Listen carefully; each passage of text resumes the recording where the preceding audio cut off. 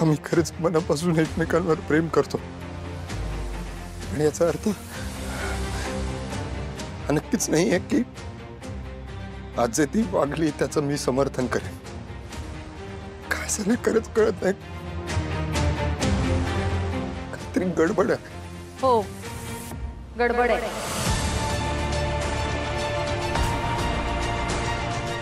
तुम्हाला सगळ्यांना प्रश्न पडले असतील ना की पारू आज इथे असं का वागली? त्या प्रश्नाचं उत्तर माझ्याकडे आहे। पारूने माझ्या सांगण्यावरून हे सगळं केले।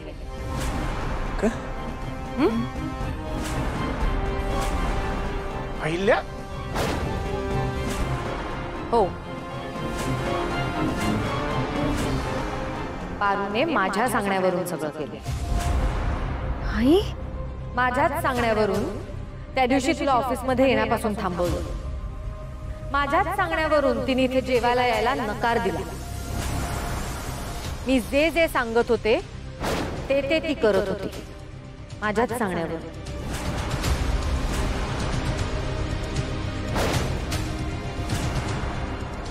एक मिनिट, आईला मला कळत नाहीये तू हे सगळं तिला का करायला सांगत होतीस? पण त्या दिवशी मी पारूला खूप बोलले, म्हटलं माझा मुलगा तू माझ्यापासून हिरावून घेतलायस। बरंच काय काय ऐकवलं तिला। त्यावर तिने मला विश्वास दिला, विश्वास काय शब्दच दिला की येत्या 7 दिवसात मी तुमचा मुलगा तुमच्याकडे परत आणेन। आणि आज तिने माझा मुलगा माझ्याकडे परत आणला आणि ती निघून गेली। का तुला असं वाटलं की पारूने माझ्या आयुष्यातून निघून जावं आणि मी पारू शिवाय राहू शकतो असं का वाटलं तुला? आई, पारू प्रेम करते यार माझ्यावर। मी ती माझ्यासाठी काही करू शकते। तिच्या आयुष्यातला सगळ्यात महत्त्वाचा माणूस मी आहे आणि ती तुला पण तर देवा समान मानते का? आजपर्यंत एकही शब्द ओलांडला नाही तिने तुझा। इनफॅक्ट तुझ्या शब्दासाठीच तर ती तिच्या प्रेमाचा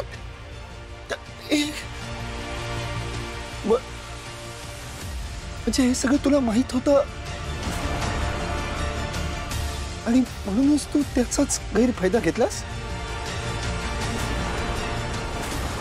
तुझ्याबद्दलचा आदर, ती तुझा करत असलेला सन्मान, त्या सगळ्याचा तू फायदा घेतलास। आई, तू असं काही करू शकतेस असं मला कधी वाटलंच नव्हतं का? नंतर एक पोरगी आली, एकदम धीट, आणि ती व्यक्ती म्हणजे अहिल्या वेसकर।